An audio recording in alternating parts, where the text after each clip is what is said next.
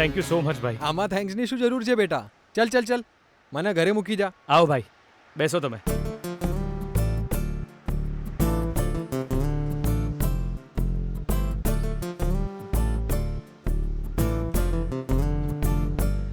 યાર, મને કેટલો આનંદ થઈ રહ્યો છે ખબર છે? હા, મારું જીત તરફનું પહેલું ડગલું છે.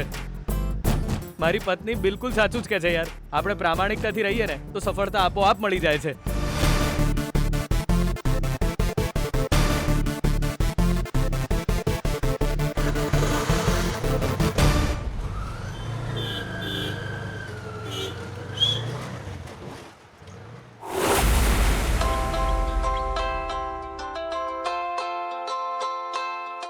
પપ્પાજી, હે ભગવાન, લાગે છે મને ત્યાં જવામાં મોડું થઈ ગયું. પપ્પાજી ઓફિસમાં રાહ જોતા હશે.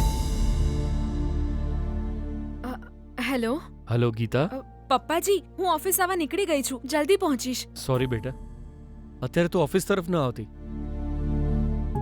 પ્લાનમાં થોડો ચેન્જ છે. મારે અત્યારે ઇમિડિયેટલી પાર્ટી ઓફિસ જવાનું છે. ઓ, એવું છે પપ્પાજી? હા, મારે તને જે પણ કહેવું છે એ હું હવે તને ફોન પર જ કહી દઉં છું. બોલો ને પપ્પાજી. તું તારા પતિને પામવા ઈચ્છે છે ને બેટા?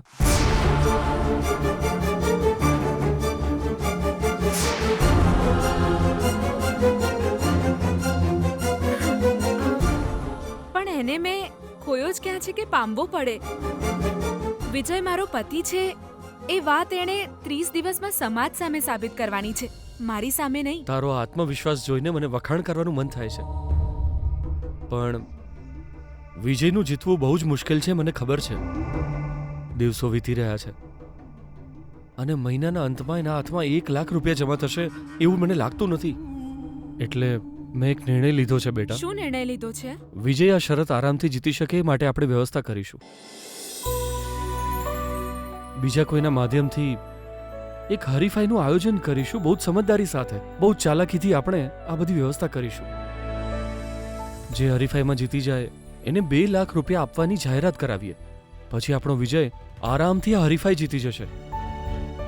તારા પપ્પાની શરત પ્રમાણે વિજય 1 લાખ રૂપિયા કમાઈ શકશે અને તું અમારા ઘરમાં આવી શકીશ.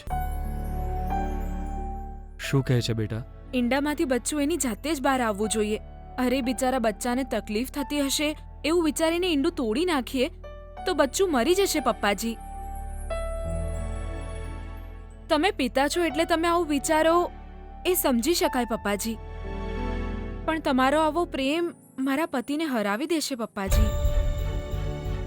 સફળતા જાત મહેનતથી જ મળવી જોઈએ, બીજા કોઈની મહેનતથી સફળતા ન મળવી જોઈએ પપ્પાજી. કેમ કે જો એવું થાય તો એ મહેનતની કદર ન કહેવાય. Gita, if you don't mind, હું તમારી સામે મોટા મોટા ડાયલોગ મારી રહી છું એવું ના સમજશો પપ્પાજી. મને લાગે છે કે તમારા વિચારો યોગ્ય નથી. મારા પતિમાં જીતવાની શક્તિ છે, એ જ જીતશે. અત્યારે તમારે ખાલી એના પર વિશ્વાસ રાખવો પડશે પપ્પાજી. હું ફોન મૂકું છું.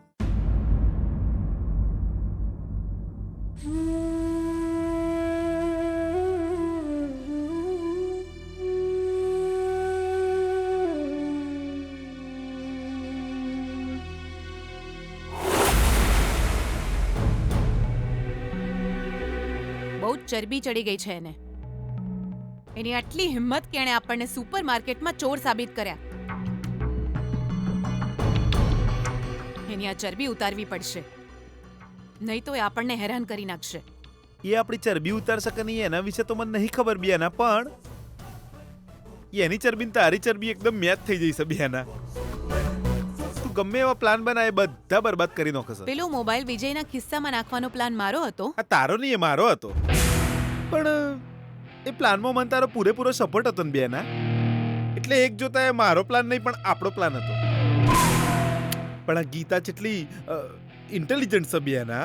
પેલી હોટલમાં જઈને સીસીટીવી ફૂટેજો જોઈ આવી. બાપરે, પેલા શોપિંગ મોલમાં તારી આંખોમાં ધૂળ નોખીને તારી બેગમાં બધો સામાન ભરી દીધો. ટેકનિકલી બિયાના એ બહુ આગળ છે બિયાના. ગીતા 2.2 અપડેટ વર્ઝન છે, આપણા કોઈ નહીં. થોડી વાર ચૂપ રહીશ ભઈલા. આગમાં પેટ્રોલ નાખવાનું કામ બહુ સારી રીતે કરી લે છે નહીં તું? હવે એ જ રીતે ગીતાને ખતમ કરવા માટે કંઈક વિચાર, સમજો તું? આમ પણ હીરોની જેમ એને બચાવવા માટે વિજય હંમેશા એની સાથે તો નહીં જ હોય ને. એ બંનેમાંથી કોઈ એકની હાર થશે તો જીત આપણી થશે. બેના મેં વિજયના ખિસ્સામાં મોબાઈલ નાખ્યો એટલે ઓલી સુપર માર્કેટમાં આવી જઈ અને ત્યાં આવીને બધું ગોલમાલ કરીને આપણી ઇજ્જત ધૂળધાણી કરી નાખી. પણ એ બધું ચાલે. આપણને તો આવું અપમાન સહન કરવાની આદત છે એટલે. પણ આપણા પ્રયત્નના કારણે ઓલા વિજયની નોકરી તો જઈ ને. આ ધ્યાનમાં લેવાની વાત છે. ખુશ છે? એ બચારો ચો જો હશે, હું કરતો હશે, કેટલી તકલીફ પડતી હશે એને. ચો છે તું મારા બેનાના દીકરા.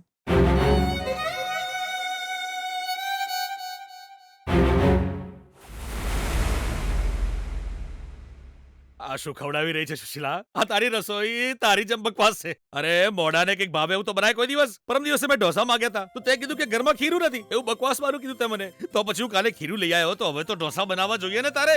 કેમ જી તમે ક્યારેય ઢોસા નથી ખાધા? હું પછી બનાવી દઈશ, અત્યારે આ ખાઈ લો. ખબર નહીં કેમ પણ ઢોસા ખાવા માટે મારી જીભ લબલબ લબલબ લબલબ કરી રહી છે સુશીલા. પેલી મહારાણી ક્યાં છે? એ જમવા માટે નથી આવી? એના માટે બેન્ડ વાજા મંગાવીને જમવા માટે બોલાવ. દુર્ભાગ્ય છે મારું. કોણ આવ્યું છે આટલી રાત્રે? ખબર નહીં, જોઉં છું. એ ઊભી રહે. આ ઘર બીપી વૈષ્ણવનું છે. આટલી રાત્રે તારો પતિ ઘેર હોવા છતાં પણ તું જેને દરવાજો ખોલે એવા સંસ્કાર ક્યાંથી આવ્યા તારામાં? ખબર નહીં ક્યાંથી શીખે છે આ બધું. દુર્ભાગ્ય છે મારું. મમ્મી હમ? કોણ આવ્યો હશે? ખબર નહીં બેટા, આવ જોઈએ.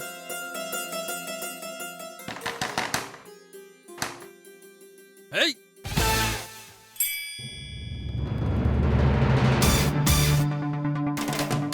હાય પપ્પાજી. પગ પાછો લે. પાછો લે.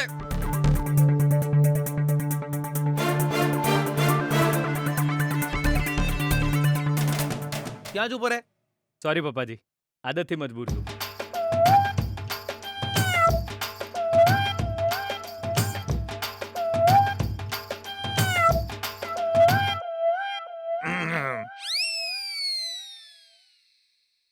શું વાત છે? આટલી રાત્રે કેમ આવ્યો અહીંયા? ઓહોહો, ભૂખ લાગી હશે પણ તારું મોઢું જોઈને કોઈએ તને કઈ આપ્યું નહીં હોય. તારી હાલત બહુ ખરાબ લાગે છે એટલે તું ભીખ માંગવા આવી ગયો. અમારે ઘર કોઈ દુશ્મન પણ આવે ને તો પણ અમે છે ને એને બિલકુલ જમાડીને જ અહીંયાથી મોકલીએ છીએ.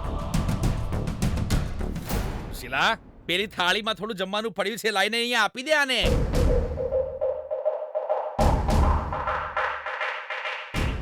હું જમવાનું માંગવા નથી આવ્યો અંકલ, જમવાનું આપવા આવ્યો છું. ટાન ટાણાન.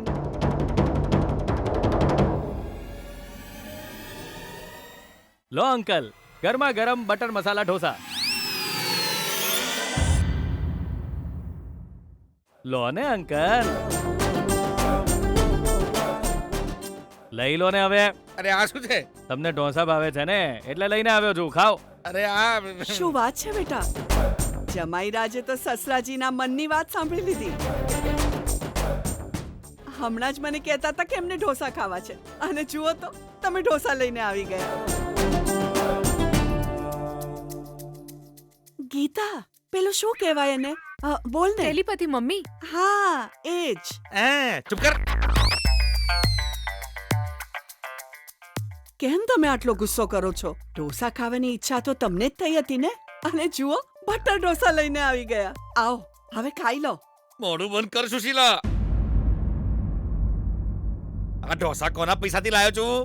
તારા બાપાના પૈસા લાયો છું કે શું?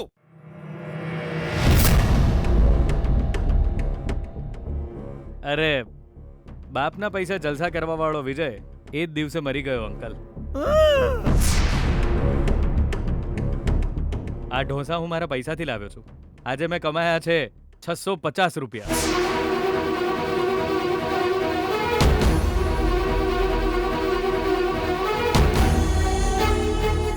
મારા નસીબ છે કે મને આ રિક્ષા મળી ગઈ.